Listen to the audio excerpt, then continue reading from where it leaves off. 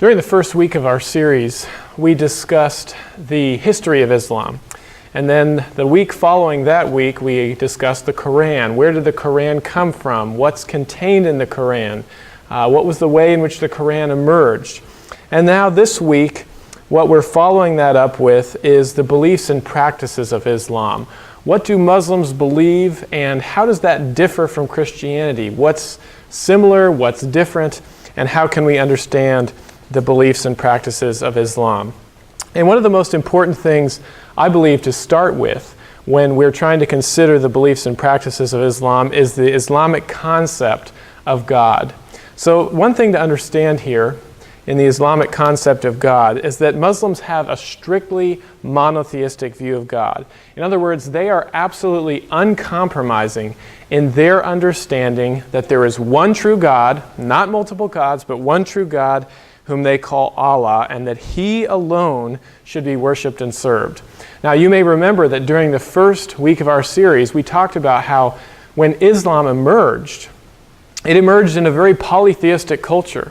People were worshiping all kinds of different gods, and people were participating in paganism and animism and other things as well. And in the midst of that, Islam was unique when it emerged because what Muslims affirmed was that there was only one true God, and His name was Allah. And that was quite radical compared to the surrounding culture. So the oneness of Allah is probably the most important central theological tenet of Islam.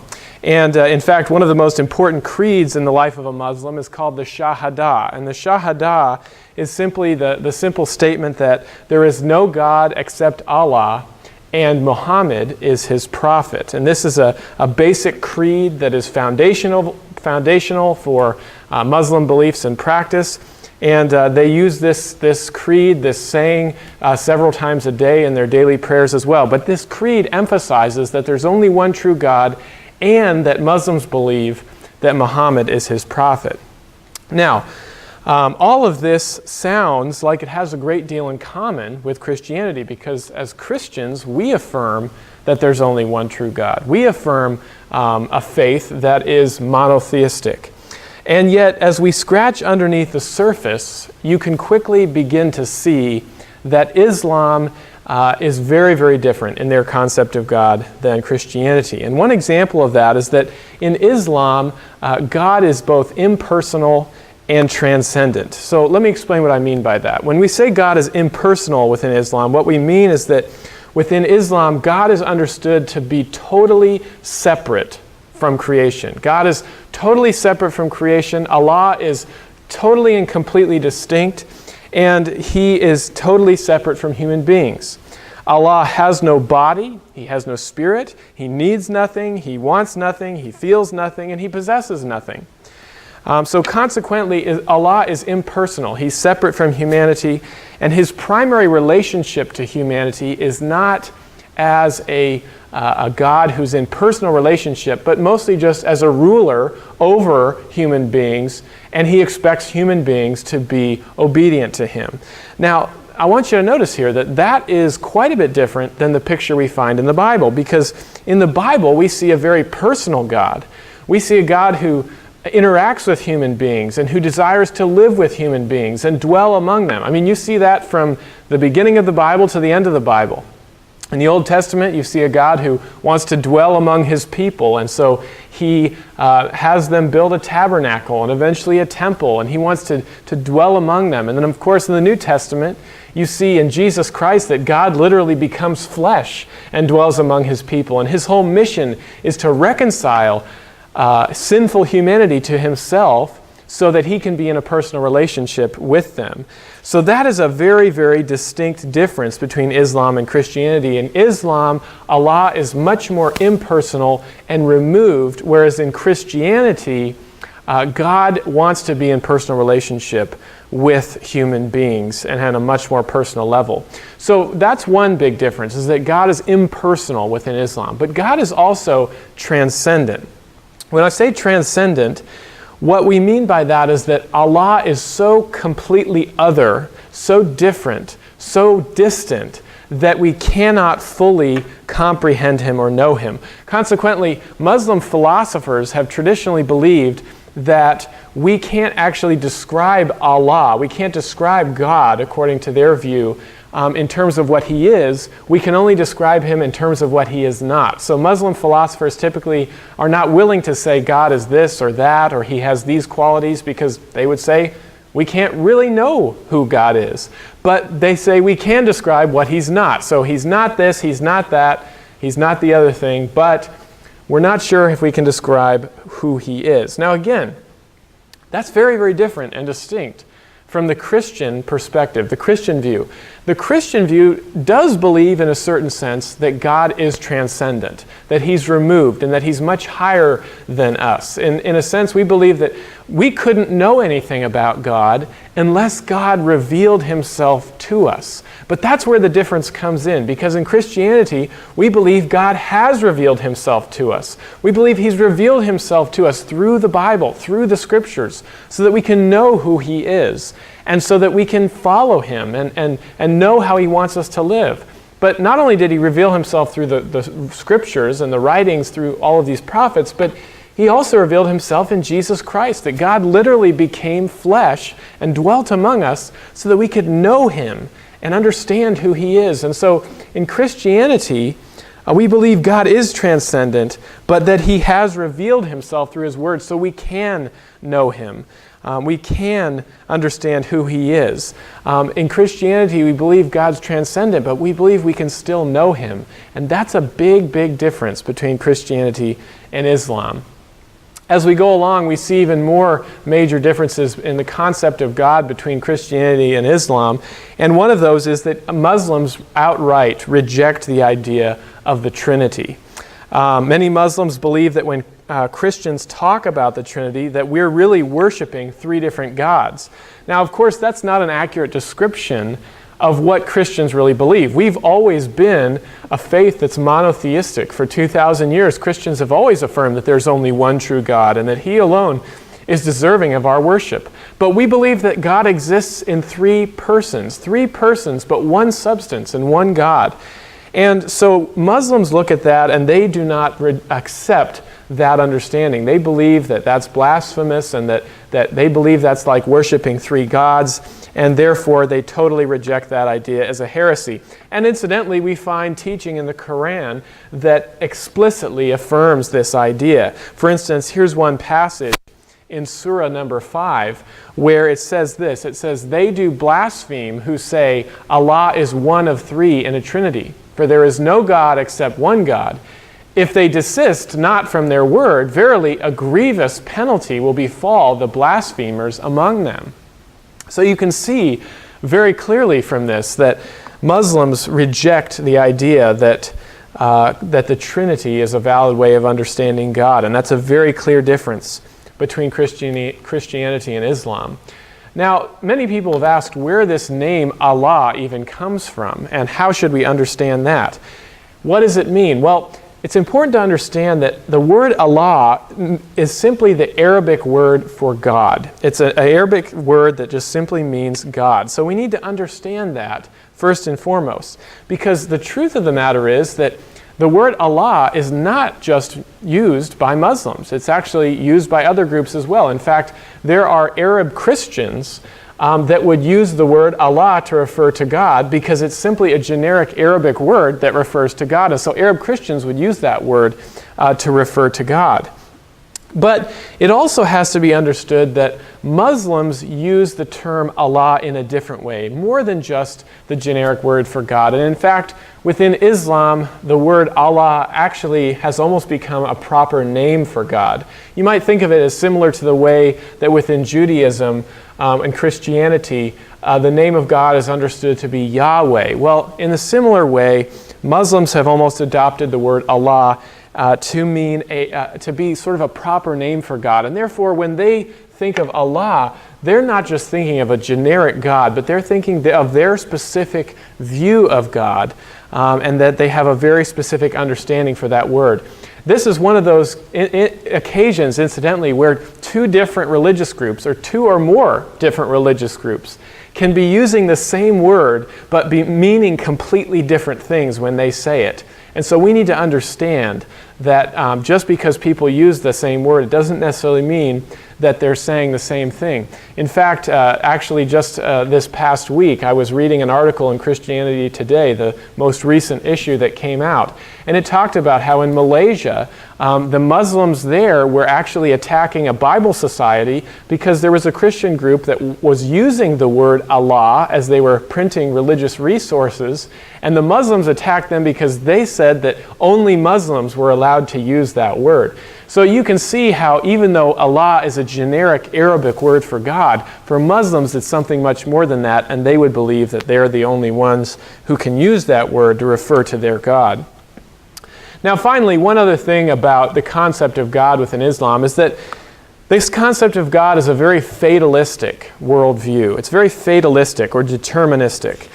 There's a sense in which Allah's sovereign decrees, His decrees and His sovereignty is so overriding that many Muslims give into a deterministic worldview. They believe in a sense that Allah has determined all things, and therefore there's really nothing we can do to change the course of history or to change our lives. A popular phrase among Muslims is the phrase, Allah wills it. In other words, there's nothing I can do about my situation because it's all in the control of Allah. Now that's quite a bit different from how Christians understand God, because I would affirm that within Christianity, the Bible teaches that God is sovereign and in control of all things. But that doesn't mean that we sort of just give in to complacency or just sit back and do nothing, because the Bible also affirms that God works through us. He works through human agents. He works through our prayers. He works through our actions. And therefore, He wants us to strive to work for transformation in the world around us and in our own lives, because that's the way that His redeeming purposes are worked out. So as Christians, we never give in to a fatalistic worldview, even though we have a very high view of God's sovereignty, because we know and believe that God works through our actions and our prayers, and therefore we know that those have significance and meaning. The bottom line is that in Islam, the concept of God is very different. It's a God mostly of power and transcendent power, whereas in Christianity, rather, it's a God more of personal relationship and sacrificial love, a God of holiness, and it's a very different God than what we find in Islam. Now, another important thing we need to talk about, though, besides just the concept of God, is the concept of Jesus within Islam. The Quran views Jesus as one of the 6 greatest prophets who ever have lived. And according to Muslim tradition, there was 124,000 prophets that God sent into the world throughout history, but only 24 of those are named, and one of them is Jesus. The Quran affirms that Jesus actually was born miraculously of a virgin, which is something that Christians and Muslims have in common. But interestingly enough, there's some other strange details that come into play when you read the Quran, actually. When it talks about Mary, the mother of Jesus in the Quran, in one place it gives her this title of the sister of Aaron. It calls Mary the sister of Aaron. Now, if you think about that for a minute, that's a strange phrase to use. Why would it call Mary the sister of Aaron? Well, one possible answer to that, which is absolutely fascinating, is when we look back to the Old Testament, we can remember a specific person who was the sister of Aaron. And of course, that's Miriam from the book of Exodus. Miriam was the sister of Aaron, and therefore, one of the things that's interesting when we think about that for a moment, and you look at the Arabic words here, you find out that the name Miriam and the word Mary are the same in Arabic. And therefore, what may have happened when Muhammad was writing the Quran is that he may have become confused about these two figures and gotten them confused. Now remember that Muhammad was gathering all of his information from various Jewish and Christian sources, and oftentimes he got details mixed up and he put things into the wrong order together, and therefore it's very possible that when Muhammad was writing the Quran, he got Miriam and Mary confused, and that's how this title, the sister of Aaron, got attached to Mary. It's just yet another case where we see that Muhammad was mixing many things together and didn't always get his biblical history or his chronology correct. But we do see that Muhammad and Muslims affirm the virgin birth of Christ. And they believe that he was a great prophet in line with all of the other biblical prophets. So they have a very high respect for Jesus. And yet, at the same time, they believe that Jesus was nothing more than a prophet. In other words, he was a prophet in line with all of the other great biblical prophets, but he didn't bring any new revelation. He was simply continuing the revelation which they brought. They affirm that Jesus did perform miracles, which is an interesting thing because in the Quran, Muhammad doesn't really perform any miracles. So it's interesting that Jesus would actually be doing more miraculous things than Muhammad. But they do believe that Jesus was a great prophet. Now, although they believe Jesus was a great prophet, as I already said, that's where they draw the line. And they're very clear to distinguish themselves from Christians in this regard. In fact, they would be very, very clear to reject the divinity of Christ. The idea that Jesus was the Son of God is not something that Muslims accept, and we find this clearly in the Quran. For instance, in Surah 4, we read this. It says, "Christ Jesus, the Son of Mary, was no more than an apostle of God, and his word which he bestowed on Mary, and a spirit proceeding from him, so believe in God and his apostles. Say not three, desist, for God is one God. Far be it from him that he should have a son." So notice there, that's pretty clear. It says he was no more than an apostle of God, and far be it from God that he should have a son. They totally reject the idea that Jesus was divine, and therefore their teaching in this regard is in complete opposition to the New Testament, because the New Testament clearly affirms that Jesus was the Son of God, and Jesus himself affirms his divinity over and over again. Now, another key biblical teaching that Muslims reject is the crucifixion account. We'll talk more about this in a minute, but there's no concept of the atonement within Islam, and therefore there's no need for Jesus to die on the cross.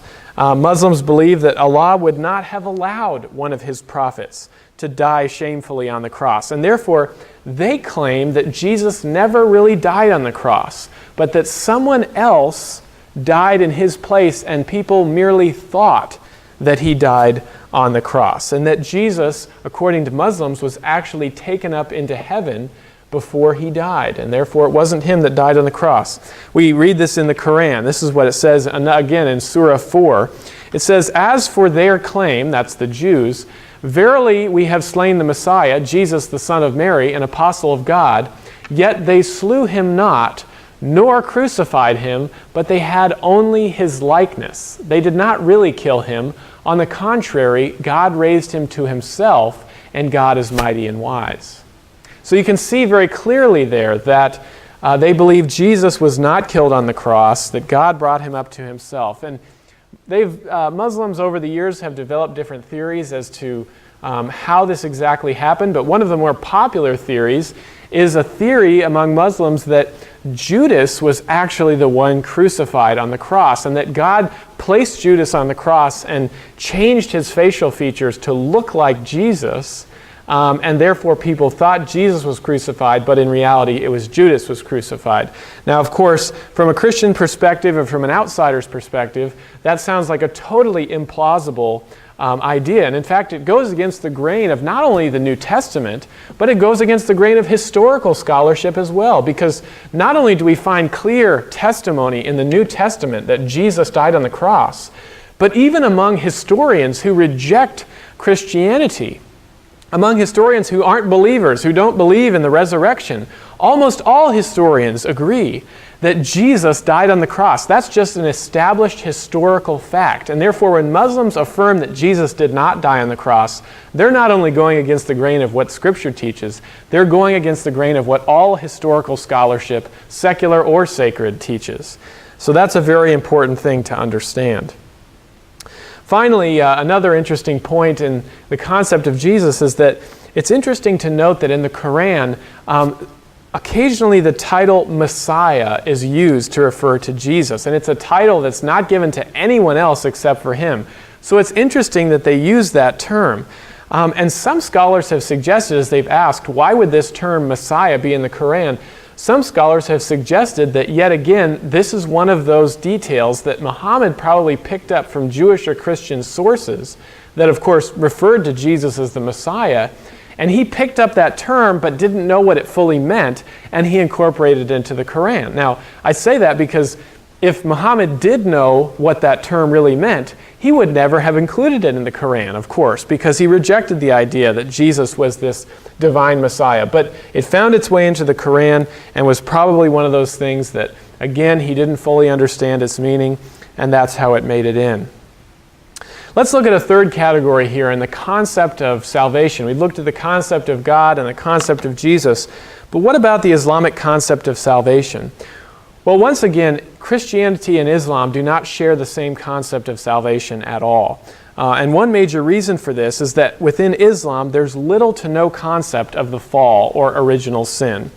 In Christianity, we believe that when Adam and Eve fell, this created a huge separation between God and human beings. When Adam and Eve fell, it not only created a gulf or this giant separation between God and human beings, but it also created what we call original sin, or this idea that all of us from that point on are born with a sinful nature, radically separated from God and radically in need of reconciliation with God and cleansing from our sins if we're going to be saved. Well, that concept of the fall and original sin is not found in the Quran at all. And in fact, in the Quran we do find Adam and his wife in the garden, and we do find them disobeying God, but there's not an idea that there was a great fall that happened in the garden. They disobey God, God forgives them, and they just sort of move on. Allah sweeps that under the rug, and they keep moving. And so in Islam, deep down, human beings are viewed as sort of essentially good rather than bad. It's a very, very opposite view than Christianity. And consequently, within Islam, there's no concept of the atonement. Obviously, if you don't have a concept that human beings are radically separated from God, then you aren't going to have any need for a concept of atonement or being reconciled to God to deal with those sins. As we've already observed, Islam rejects the idea that Christ died on the cross. So they'd certainly reject the idea that Christ died for our sins on the cross. And therefore, this idea of atonement is just not a relevant category for Muslims. Instead, within Islam, salvation is completely works-based. Now, I put the word salvation in quotes here because their understanding of salvation is completely different from the Christian understanding of salvation. When Christians talk about salvation, what we are referring to is the idea of being cleansed from our sins, being given a new heart, being reconciled to God and justified and sanctified and all of those things that come with it. Within Islam, salvation, if you want to even use that term, simply refers to being saved from hell and going to heaven. Now, of course, that's part of what the Christian understanding of salvation entails, but the Christian understanding is much, much more than that. It's about our relationship with God being fixed and reconciled. Therefore, in Islam, it's simply referring to being saved from hell and going to heaven instead. That's what it's limited to, is this one aspect within Islam. And it's completely works-based. The way that one goes to heaven rather than going to hell is completely based on your works. Basically, if you do enough good deeds, then you get to go to heaven. If you don't do enough good deeds, then you end up in hell. And one of the favorite images that Muslims like to use to illustrate this is the image of a scale. In other words, on the judgment day, Allah will weigh your deeds, and if your good deeds outweigh your bad deeds, then you get to go to heaven. But if your bad deeds outweigh your good deeds, then you have to go to hell. And this is even how it's described in the Quran. So, for example, in Surah 23, it says, "Then those whose balance of good deeds is heavy, they will attain salvation. But those whose balance is light will be those who have lost their souls. In hell they will abide." So this is a very clearly works-based understanding of salvation. And in sense it's very works-based. In Islam, there's no assurance of salvation. There's never any assurance. Muslims are always left wondering, have I done enough good deeds to get to heaven and be saved from hell? Have I done enough? Are my works enough? And there's also a sense that even if you have done lots of good works, there's a sense that Allah might change his mind at the last minute. And even if you've done many good works, you might end up in hell. And therefore, there's just no sense of assurance of salvation within Islam, and many Muslims live in fear because of that. Another category here, though, under the concept of salvation is the notion of heaven and hell. And in general, we could say that heaven and hell are similar concepts in Islam to Christianity, in that in Islam, heaven is a place of eternal paradise and hell is a place of eternal suffering. Now that's very similar to Christianity. But when you get into the specifics, the Islamic concept of hell is very, very, very different than what we believe in Christianity. In Islam, hell actually has 7 different levels, and each one is reserved for a different class of sinner. So the first level is the mildest level, and that's where all Muslims go to sojourn for a time before they're granted access into heaven. So that's actually sort of sounds similar to what Catholics view as purgatory. That's very similar to the first level of heaven within Islam. And then the second level of heaven, or of hell, is reserved for Christians. The third level is reserved for Jews. The fourth level is for Zoroastrians, which is another ancient religion. The fifth level is for all polytheists. The sixth level is for idolaters, and the final and the most awful level is for the hypocrites, or what Muslims understand to be a hypocrite is someone who leaves the Muslim faith or who converts to another religion. So these are the different levels of hell in Islam. And then in contrast, heaven has 8 distinct levels. Muslims and only Muslims will end up in heaven. They are the only ones who will inhabit the various levels of heaven, and the level that they inhabit will be dependent upon how many good works that they have done. The Quran describes heaven as a place of paradise and of sensual pleasures. It includes fine food and fine clothing and goblets of fine wine and cool gardens and many other luscious gifts. And in addition to all of these sort of sensual delights, there's a great deal of sensual imagery that deals with these beings called houris. And the houris are a class of beautiful young women who are virgins who will be married to men in paradise in addition to their earthly wives. And there's a sense in the Quran that these women are basically their purpose in heaven is to pleasure the righteous who have attained a place in heaven. And just to give you one example of this from the Quran, in Surah 78 it says, "Surely for the God-fearing awaits a place of security, gardens and vineyards and maidens with swelling breasts, like of age, and a cup overflowing." Now, that's interesting, isn't it?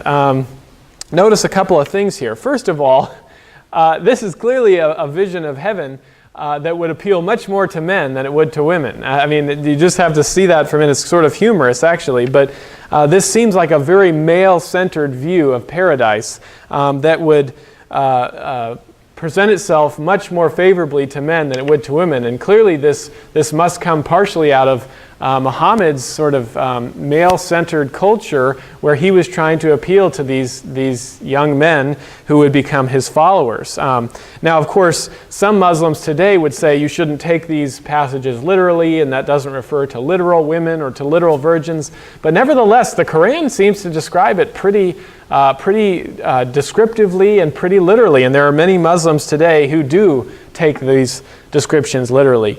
But the second thing to notice about this description of heaven that's interesting is that there doesn't seem to be much mention of God when it comes to the Islamic view of heaven.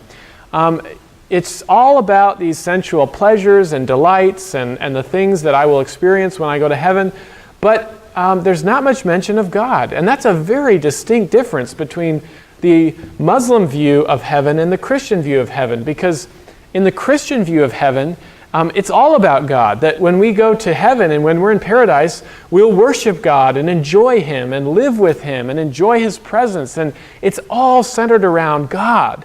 Whereas in Islam, it seems to be more centered around the pleasures that the righteous will receive in the afterlife, around our personal pleasures. And that's a very, very different thing. Shifting gears here, another important thing to talk about when we think through the basic Muslim beliefs and practices are the 5 pillars of Islam. Within Islam, there are 5 basic duties, which are often called the 5 pillars, and these shape the heart of Muslim practice, and they're the basics of what unite Muslims around the world. Even though there are different branches of Islam and different types of Muslims, these 5 pillars are really some central things that unite Muslims. And the first pillar of the 5 is called the creed, or the Shahada, which we already mentioned tonight. And that is this creed that says, there is no God but Allah, and Muhammad is his prophet, or his messenger. This creed is something that's central to Islam. It's something all Muslims must affirm. It's part of their daily prayers, and it shapes the core of Muslim theology, this creed. But the second pillar is prayer.